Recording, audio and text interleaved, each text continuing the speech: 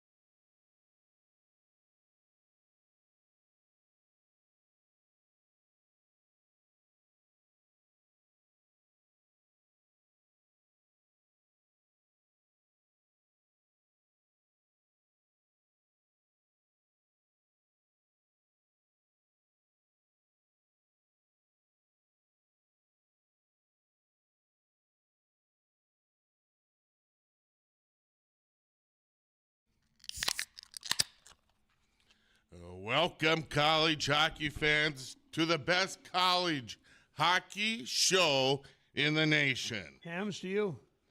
Cheers. Cheers. We have Crazy Eddie, Coach Wilson, Doc Johnson, and I'm the wise one. Welcome. We have a big, exciting show today. You got to hang with us throughout the whole show. At 9:19, I should say, we got Coach John Ammerman from the Moorhead boys hockey team going to the state championship game, boys. They've been there before. But now they're going to pull it off. And at 9:34, we got CBS Sports Network play-by-play color analyst Dave Starman talking about the pairwise ratings. But first, let's talk about last night's game. North Dakota pulls off a 3-1 victory over Omaha, which is a huge, huge step for North Dakota. We'll get that in and talk a little bit more about that here in a second. But let's hear from Carter Wilkie, a senior, talking about the importance of last night's game. Yeah, I thought we kind of hit on the head. We had a little bit of a slow start, but then found our stride pretty well in the first. And then I just felt like we really controlled the puck down low, and offensively when you're cycling and moving together as a five-man unit, it was pretty hard for them to even try and break out or get the puck off of us. And guys were flying tonight. You saw like Kunze have a number of chances. A bunch of other guys were buzzing around the rink tonight. So it was, like Bob said, a great start to the weekend, but we want to win tomorrow especially. And what's important here, boys, is the senior leadership. Carter Wilkie, senior night last night, senior weekend. He's been putting the puck in the net lately. And he's getting to the greasy spots. Yeah, I think it's just a little bit of puck luck, honestly, too. I've just been working to get the right spots and finding the net as much as possible and kind of being around that area. I've had pucks go off me or like in Western, it was just a rebound right to me in the slot. So just finding the great areas and pucks are getting to me and my guys around me are making insane plays. And really, I'm getting rewarded with a lot of guys making insane plays and just really helping me out, so I can't really do it without the guys around me. Big Eddie. Thank you to Valley Imports.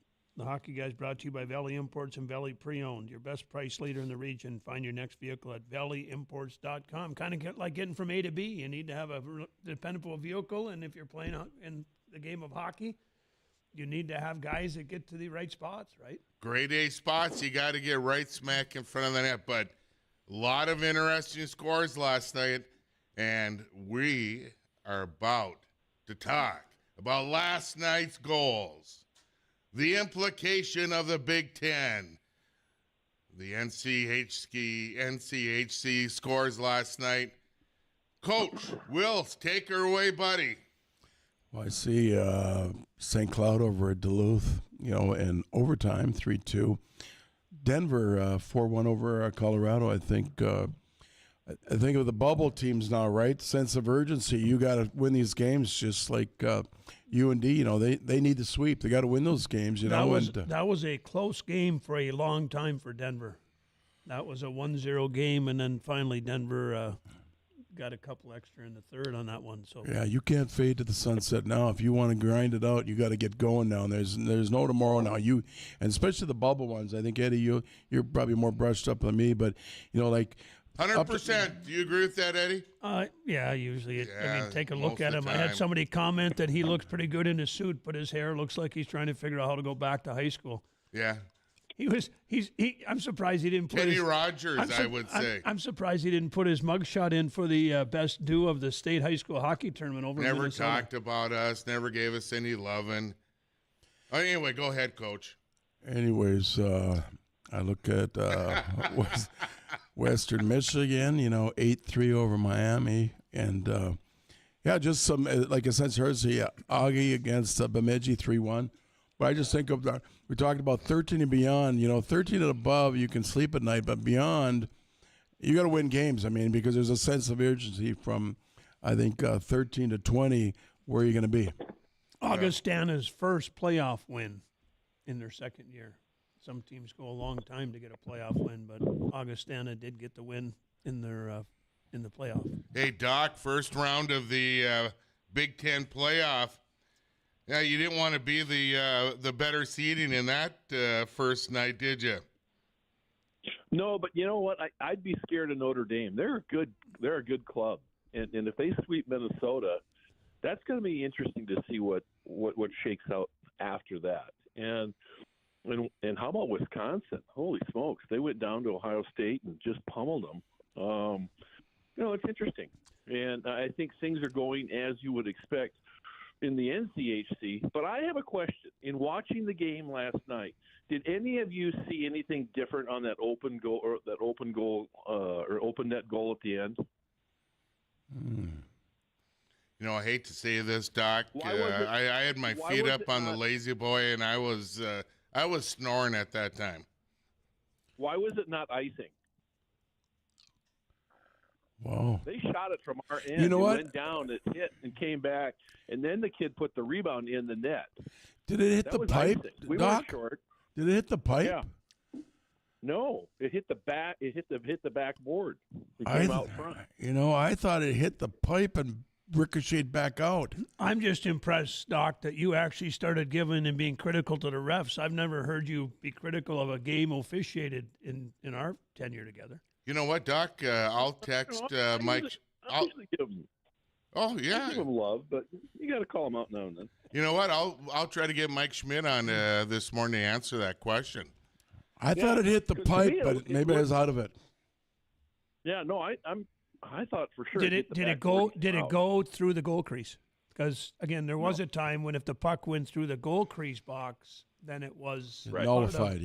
Part of being in the shot on net or whatever. Yeah, I thought it ricocheted off the pipe, but maybe like I said, I missed it. Yeah. Well, and that could be too, but I thought it hit the backboard and it came out. And there was like 2 seconds left, and they didn't do anything. And I went, well, okay, I guess they're just going to let it go. And I wasn't channel surfing, so I missed that one. I was watching the Spuddy game. Oh, yeah. In West Fargo, we can't get that on my black and white RCA Disney TV. Channel. Hey, Doc, the one score that I think hurt North Dakota last night, and it surprised me because Maine has been a very consistent team all year. Number 5, Maine, goes down to number 16, Massachusetts. Which moves to 10. So Massachusetts is no longer in 16. So of the games played, that was one that, hurt you're North right. Dakota. No, well, let's not talk hurt North Dakota. The 1 to 5 is playing teams that are outside of the top 16. Those teams can move. So, that was a big game. The other one again, Colorado College had a chance to shake it up, but Denver came. That one I was watching because Denver at 9, and the other one that came into play.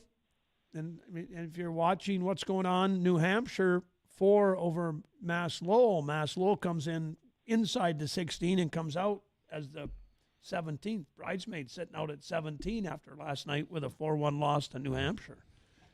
Now, Doc, we had talked about the importance of home ice advantage for the first round of the NCHC. Last night, win North Dakota over Omaha. Now we got. Oh darn it! We're gonna have to talk about this, Doc, when we come back. But home ice advantage is so important in that first round. North Dakota's tied with Denver in the NCHC. They're 1 point ahead of Omaha.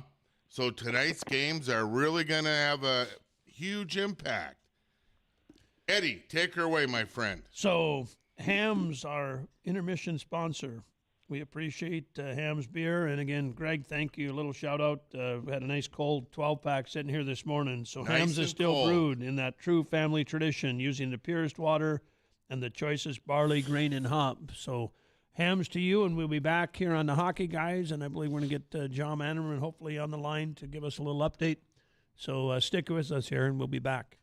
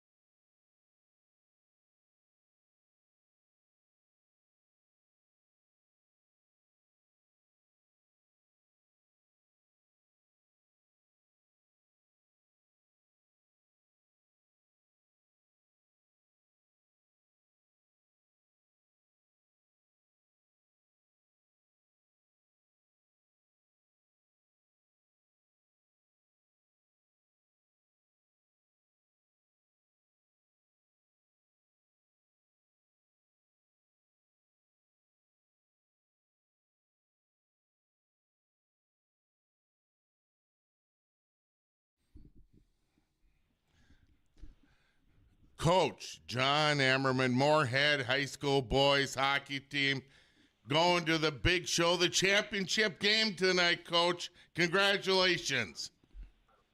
Hey, thanks. Thanks for having me on. Obviously a really exciting time. In the last couple of days have been really fun, but also a little too close for comfort at times too. Yeah, it seems like you like to play from behind, the boys do a little bit, huh? Yeah, and that definitely isn't by game plan, but really proud of their resiliency. Our starts haven't been great down here, but they've kind of dug their heels in the second period. They've done a good job of kind of tilting the ice, and obviously really happy with the results. You know, John, it just tells me that your team is a mature team. They're calm. They're sticking to the game plan that you've put forth, and I look at it, and they realize, hey, there's 3 periods. It's 60 minutes out there, and it's a long game, and there's going to be a lot of goals scored. And what matters is what's on the scoreboard at the end of the game. Yeah, and credit our guys too. We've had a difficult schedule throughout. We've had a lot of back-to-backs. And we have a lot of guys that have returned that have been through it a little bit. Obviously not been through this ringer down in St. Paul, but overall just a really fun group that's stuck together and kind of wore on teams. And in the third period, we really liked the way we played. And last night, an outstanding power play at the end of the game to win a game, a couple of huge block shots, killing a penalty about halfway through the third. So, yeah, it's just been an overall team effort through 2 nights, and hopefully you got one more in them. Hey, Coach, Dean Wilson here. Congratulations again. You know, my hands are sweating already for the game tonight. Already thinking about it, you know. And fun game to watch last night. And great job on your poker face too, man. I'm going, man. He's calm, cool, good leadership behind the bench, you know. But just you talk about your players. I think you got a couple super sophomores that getting the job done. And I just love the way you play. I've seen you about 4 times this year, and I want to wish you the best. And you know. Did you get any sleep last night? Yes, we did. Thankfully, you know, our the hotel we're at is really flexible. Obviously, last night was a late night, right? Coming off the excitement of a win, we didn't get back to the hotel till about midnight. So our guys slept in a little bit, and we're just kind of rolling out of bed here, get some breakfast and get moving around. But yeah, like you mentioned, Coach, we have an exciting group, really good down below the top of the circle in the offensive zone. Our forwards are extremely dynamic, and great senior leadership. But like you said, we have some youthful energy too. And you know, Zach Zimmerman with an outstanding performance last night. Max Cullen has been outstanding throughout 2 games. And you sprinkle in Mason Kraft the first night with 4 goals. Like there's a lot of talent there, and a really fun group to watch play hockey, and they're having a ball right now. You know, that's exciting to hear. You know, but one thing I've learned over the years, I remember I'm going, don't take a crappy angle shot at the net. And I remember Steve Johnson up in Grand Forks goes, there's no such thing as a crappy angle on net. Wherever you're at, let her rip. And he was way wide, and I don't know how he poofed it. Like it was the size of my wallet.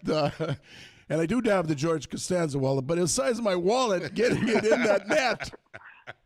Hey, Coach. Yeah, Coach, congrats, Eddie here. And again, I'd go back to this. In the old days, you didn't shoot at the goalie's head, it went over the net. But when the goalie's down on his knee, shoot at his head. If you miss, it's in the net. Right, yeah. And you guys know, you've all been around it. When you're with these guys every day, you know their capabilities, especially what they show in practice. And Zach is one of those players, right, that just has a good knack for the game. You know, from the bench, it seemed like about a half a minute where he's standing there at the goal line, just kind of stick handling, and I agree. And then he shoots it, and it's in and out. It's in and out, and you kind of look around wondering if it did go in. But just an unbelievable play, and for him to do it on that stage is pretty impressive as well. Well, Coach, I told you we were going to keep you for about 5 minutes. I know you have team activities, and you need to get ready for tonight's game. And we appreciate you taking the time this morning to to let our listeners give you a little love, and we want to give you love. Coach, get out there, win it. Go win. Don't take any prisoners, okay?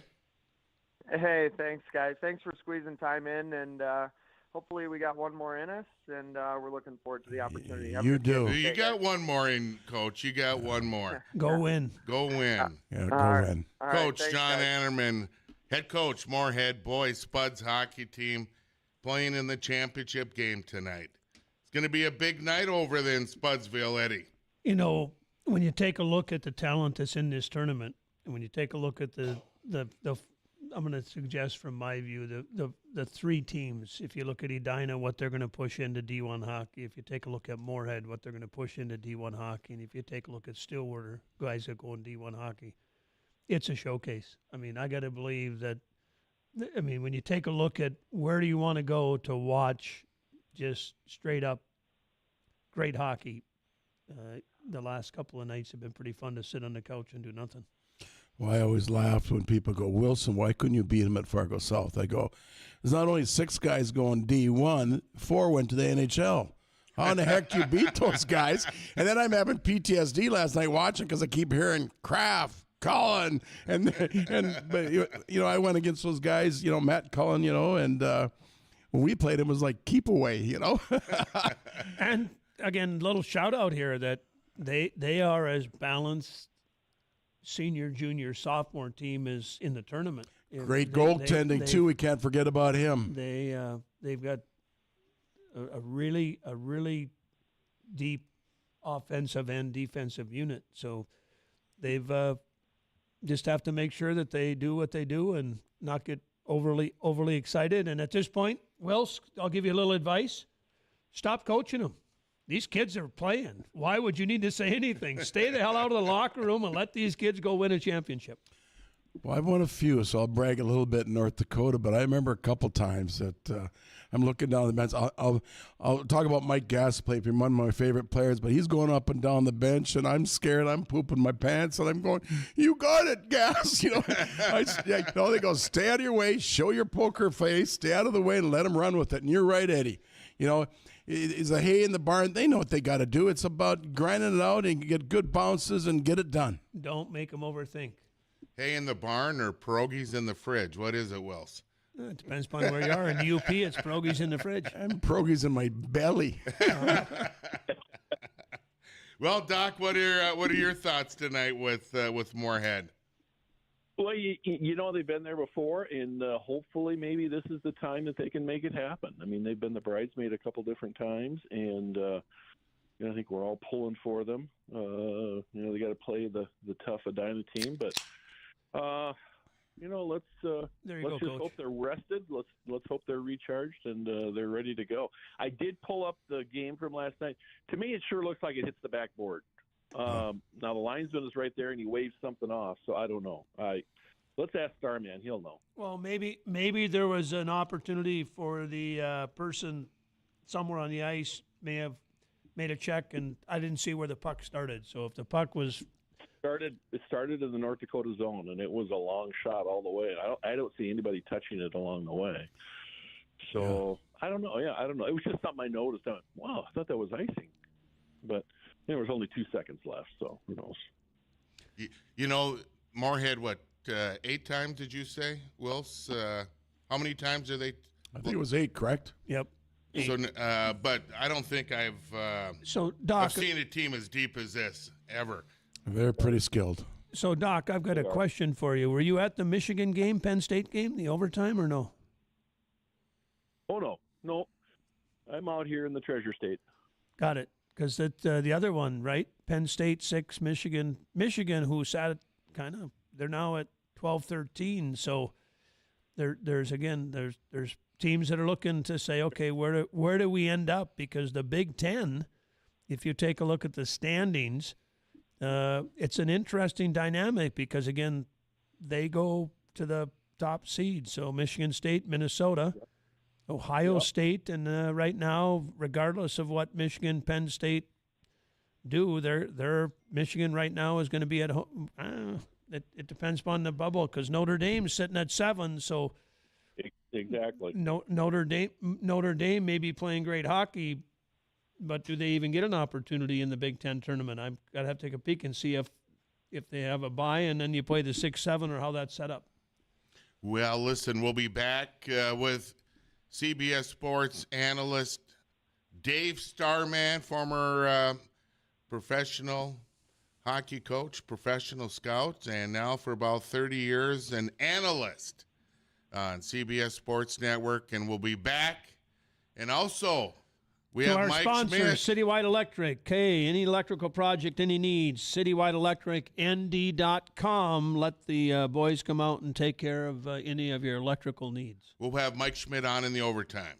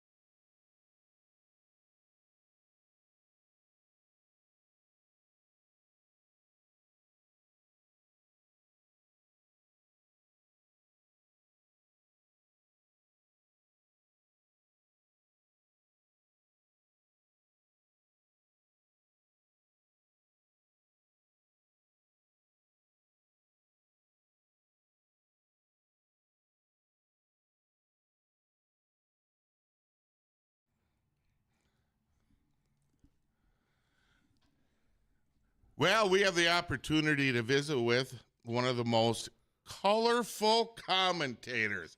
How do you like that, Dave Starman from CBS Sports Network? Also does the World Junior Tournament. Last 30 years, every time I'm watching a hockey game, I see your face and on. By the way, I have to give this. Hey, Starman, thanks for letting me say hello as I was being identified as a million miler with a Bernie Bergeraff call Christensen, guy from Roseau that didn't understand Christian, but so much for Bernie. He was a little bit, you had to understand. Bernie didn't listen very well. A Macon Whoopie. I don't care what anybody think you've done. You were a Macon Whoopie, Starman. Can you explain your stint with the Macon Whoopies?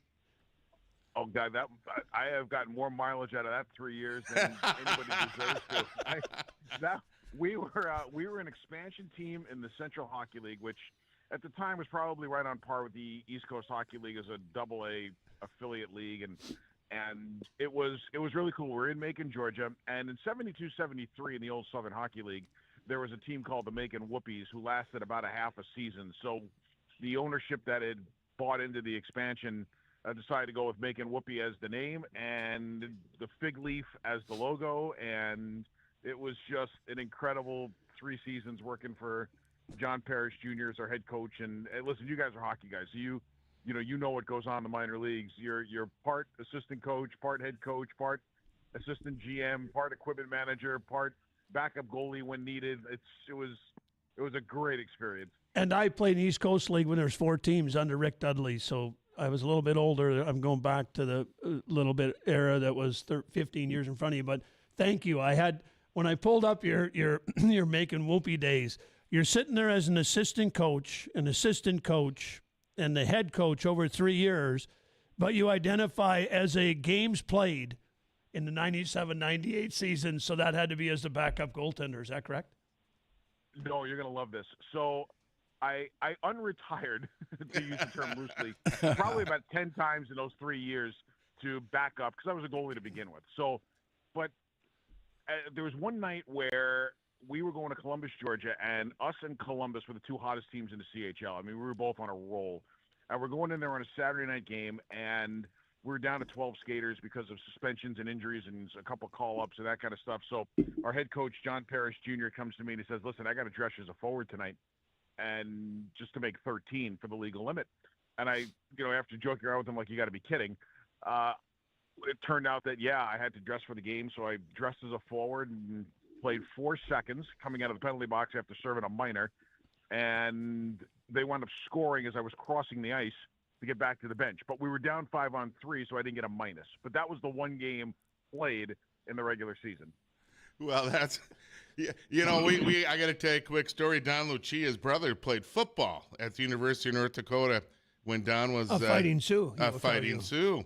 And so when I asked Don Lucia, what was the cheer that you gave when you were in the stands? And I almost had Don Lucia on the radio recorded giving a Fighting Sioux cheer, but then he stopped himself. But you had to have some awesome cheers for the Whoopies. We had Whoop Whoop Whoopie was our big one, but I will tell you that the Macon Coliseum was nicknamed the Love Shack, and which we loved. Now that had a lot to do with the B-52s because 2 of them actually lived in town and came to a couple of games. So and REM, I think a couple of members of REM had lived in town too. So there was a neat little musical influence of people that came to town, and I'm sure you remember John Rocker, the pitcher for the Braves. John Rocker's father used to come to our games. He was a legendary baseball coach in Macon, Georgia. So we had a little bit of a celebrity sighting on any given night at the Macon Coliseum. But yes, the building was called the Love Shack, and they used to play that song when the team hit the ice, and it really took on a personality of its own. It was really cool. You can't make this stuff up, but appreciate you coming on, Dave. And the question that you and I, when you got to witness my mispronunciation of my name, which, again, got used to in life. I have 4 kids that graduated from Moorhead High School, and when they went across the stage, they were all 4 identified as being a Christensen. They went to school in Moorhead for 4 years, so obviously they're developing hockey players, but the teachers there need to be re-educated. Hey, Dave, this is Dean Wilson here, and my question is how do you work with difficult analysts that never give you airtime? I just want to say hi, and I get cut off again because they'll ask you more questions. And we got Dr. Phil here too. Yeah. Say, Dave, Doc we Phil love is the best. Oh, Yes. we love Doc Phil. Are we having connection Dave, problems with Doc? So, Dave, I got a couple questions for you. So you're legendary as far as your retirement and unretirement with your hockey career. But did you ever drive the Zamboni? It's the only thing I really haven't done, to tell you the truth. I've thought about it. I've asked. Go to and War it's Road. just Go to the only thing War that's Road. Never come to fruition. Go to War Road. They'll let you drive the Zamboni. The keys are in it. This is what I keep getting told of some of the rinks in many. Another question brought up. Last night at the end of the game, was that icing? That's what I thought. I thought it hit the backboard. And it came out, and then he scored it, and they didn't call it. And I looked at the replay again this morning here again. Yeah, my guess would be is because the North Dakota player was winning the race to the end line, and it waved off the icing. Mm-hmm. Okay, all right. Well, I had texted. That would have been the call. Just remember, us forwards would have noticed that, but a goaltender would have missed it and questioned it. Well, Dave, Dave Starman, you'll love this. Mike Schmidt, head official for the NCHC, was my right wing in high school. Very good friend of mine. Oh. And Mike said he might be one of the most wonderful people on the planet. Oh, he's one of the toughest guys on the Now planet. that he's not reffing, I would agree with you, Starman. Oh, well, I could tell you stories that you would have him any way you want him. But anyway, Mike said icing is waived off when the team icing the puck wins the race to the puck. UND iced the puck, and UND was the first player to touch it. Yep. Okay. Say, Dave, let's visit a little bit about the pairwise. Where are you seeing things shake out at the number 10 through, let's say, the 14th spot? I know there was a lot of movement last night, but what's interesting is I think with the movement that we saw last night, those two teams are all playing again. Like Penn State and Michigan are playing again. Ohio State's playing again, who they played last night. So all of a sudden, if the teams that lost last night win tonight, things change almost back to where they were going. But the one thing with the pairwise that I think some people forget is, yes, 16 teams get into the national tournament, but remember, like the CCHA and Atlantic Hockey, you don't have a team that's in the pairwise right now. So that knocks out the 16 and the 15 slot. And that 14 slot can get a little tenuous too with an upset somewhere in a conference tournament. So I think like if you're 13 and down, you're probably in pretty good shape. 13 could be a little tricky, just depending. But, I mean, there are some teams that I think need to continue doing what they're doing right now pairwise to maintain that at-large bid. But once the conference tournaments get started, that's usually where all hell breaks loose. And a little shout-out to Coach Lang and AIC. They picked up a win. They win again. They move to the next round. So that one's pretty close to the family for us. He played for me, Eric Lang. He played junior for me in 94-95 with the New York Junior Islanders. What a guy, right, Starman? Yeah, he's the best. He is the best. Oh, we've had him on a couple times a year. We just think so highly of Coach Lang. This year more than any, I think you could take team 20 through 15 and throw them in the in a tournament with the top 5 teams in the pairwise, and I believe half of those teams in a weekend series are going to come out with victory. It's just depth this year in college hockey. I think the parity this year is really good. The parity. Yeah, absolutely. Yeah, and here's the other thing. Like, I think what some people forget is, and we see it in the national tournament too, when we get into the regionals, the 4 seed and the 1 seed in a lot of cases are not that far apart. And because of geographical issues and hosting teams and who can't play who, and you can't play a team from your own conference in the opening round of the regionals, which I think is nonsense. But I mean, it determines like there are some unnatural matchups. So like you can get into a 4-1 situation where those two teams aren't all that far apart. So people talk about sometimes that big 4-1 upset. I don't necessarily think that that's the case at times when it happens. And your point of the teams 15 through 20 does open up a lot of discussion of teams deserving to be in the tournament possibly being in as we continue moving forward, because I do think there's going to be some changes to the way the national tournament looks in the next 5 years. And again, to the point, I really believe that sometimes you see a championship game in a regional, not in the Frozen Four. Oh, I got news for you. I think you sometimes see national championship games in the NCHC tournament, let alone the national tournament. Like I have been a long believer that sometimes winning the NCHC tournament is harder than winning the national tournament, just with the quality of the teams that are in the conference. Now, the conference a little down this year, where I think everybody would admit that. But over the last 5 or 6 years, you can't tell me that getting through the Frozen face-off isn't as big a challenge as getting through the Frozen Four. I agree. You know, I agree with you. Totally agree with you. Hey, Starman, I have to ask, did you pack your Advil cold and sinus for this trip? I will tell you, Shireen did. She's basically been living on it for about the last 4 months. She has had a cold and then a flu and then RSV, and we travel. We used to travel with like different stuff for office supplies, that kind of stuff. Now we have a medicine kit that comes with us, and Advil cold and sinus is number one. But I will tell you this: if not for Doc Johnson, I might not be sitting here talking to you today, because he literally saved my life in Saskatoon in 2010 when I thought I was going to die up there at the World Juniors. And Doc says to me after one of the U.S. games, I come down by the locker room, and he looked at me and he goes, "First of all, you're not going anywhere near our team. And second of all, I can see how red your cheeks are through your makeup." He goes, "You're going to the doctor." Well, Dave Starman from CBS Sports Network. We'll have you back on again. And you have Would the love most to. prettiest wife in the world. Thank you for being with us this morning. Thank you, gentlemen. Appreciate it. Yeah, We'll be thank you. back here on the Hockey Guys.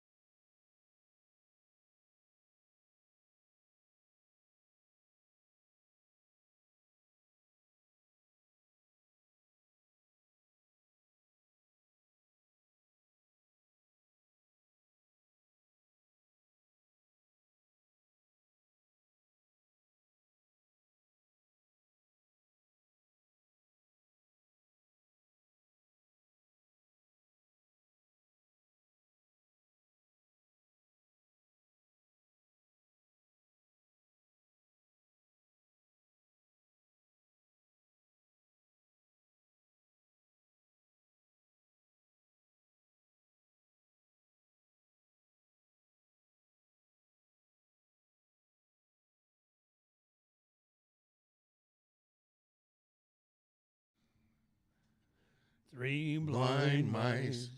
See how they run. You know what? See We must have how an they official run. in the They background. can't skate Official. on the ice. They have no From the eyes for the sight. NCHC. Three blind mice. The head official. Mike Schmidt, why wasn't that icing last night? North Dakota shoots the puck down the ice.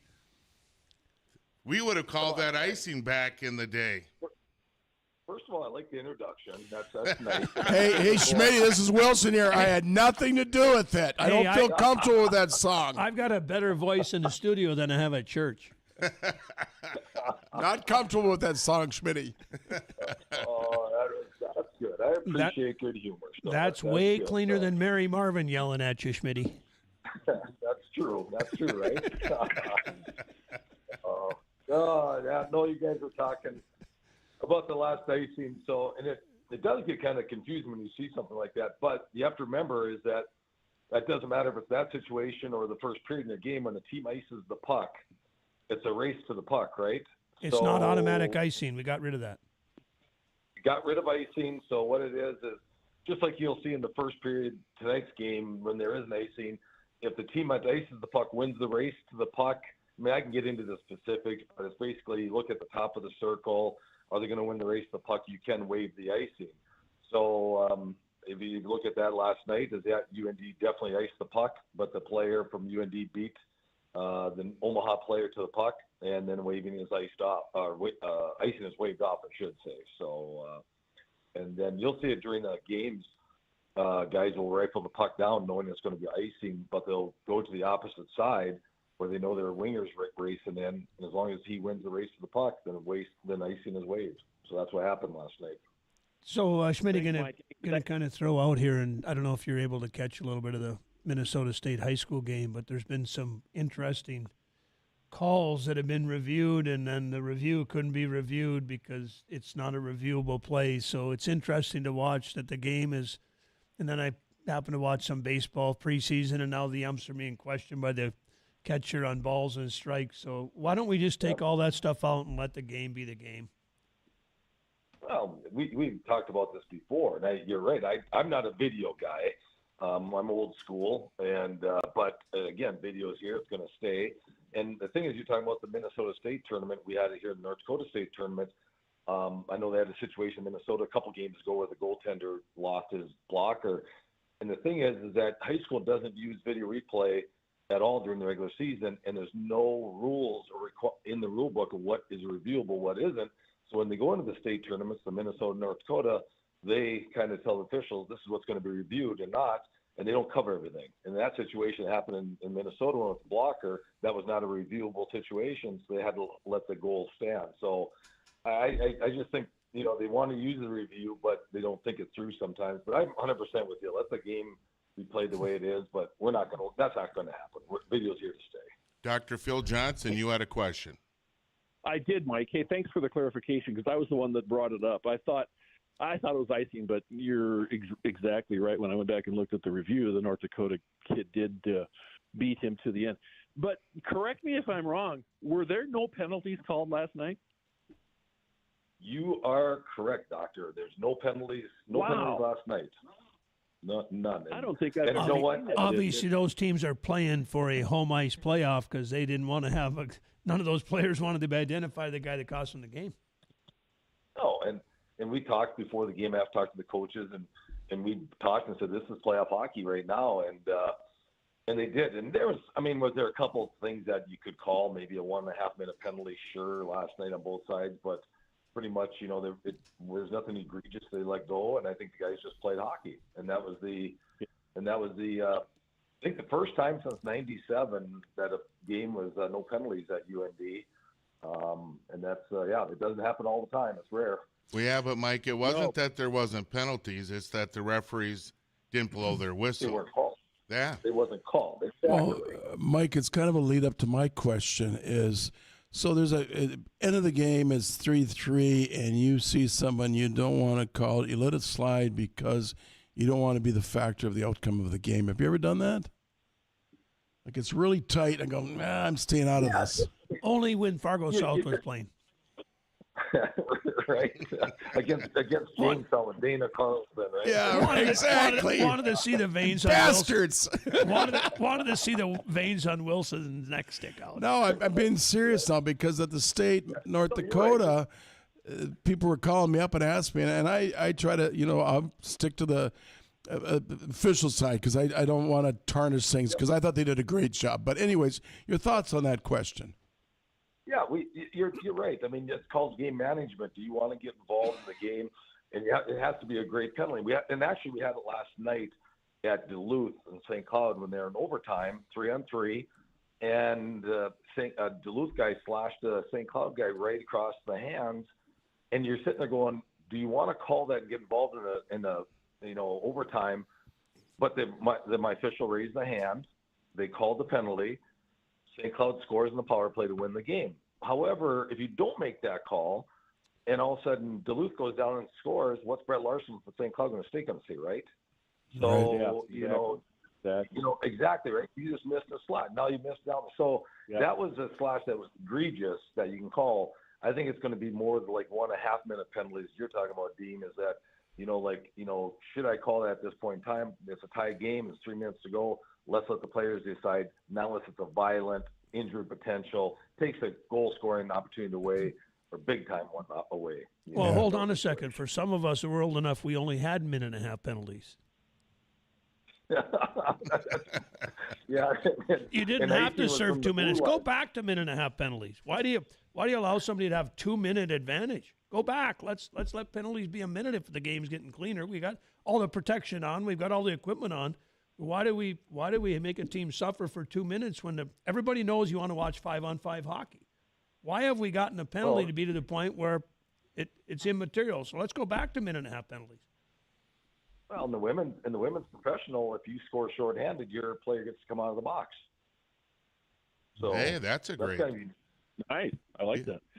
Speaking of that, Mike, I have a question for you. So as this season has rolled through, is there any rumblings of any potential new rule changes when you guys meet here in June?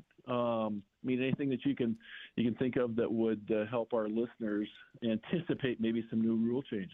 About 20 seconds, Mike. Okay. Non-rule change year this year. They'll make some, some additions here and there. They'll tweak some things, but no big rule changes coming this year. No. Well, Mike Schmidt, head of officials for the NCHC. Doc, we're going to have to go. We're about out of time. We're keeping an eye on the clock here. But, Mike, thanks for taking our call this morning. Thanks, Schmitty. Absolutely. Hey, appreciate Gateway Chevrolet. We didn't get a chance to give them a little shout-out before that intermission break, so appreciate Gateway Chevrolet. Silverado Equinox or Blazer, go online at fargochevrolet.com. So, hey, great show, boys. We'll come back hopefully next Saturday and look at it again. So I'm not sure where we're going next, but. You know what? That's a wrap.